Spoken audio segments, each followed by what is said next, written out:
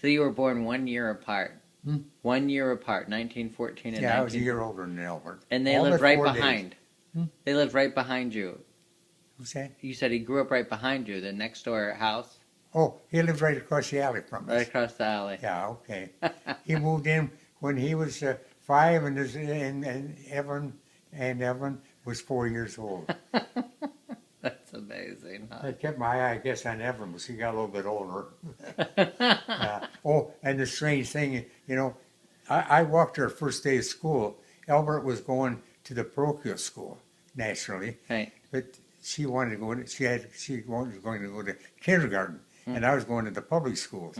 So her mother came and asked my mother, "Would Alec please see that Evelyn gets to kindergarten at school for the first time?" So I was her escort when she was 5 years old, and I was 5 years older than she was. So I escorted her to the first day of school, and probably quite a few days afterwards. Right. Get her across the main streets. Oh, that is nice. So that was my introduction to Evelyn and her brother Albert.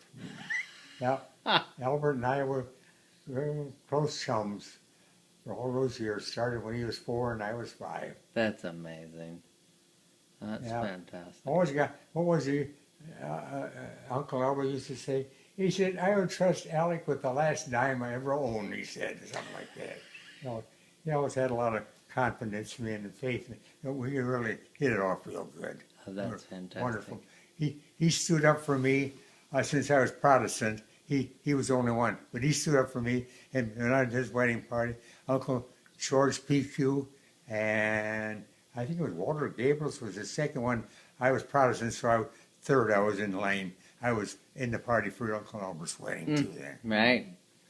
Uncle Albert when he married Aunt Madeline. Yeah, I once dated Aunt Madeline. I think Albert got mad at Aunt Madeline one time. He went out with Madeline Picue. I don't know if you know her. He went out with her, and I was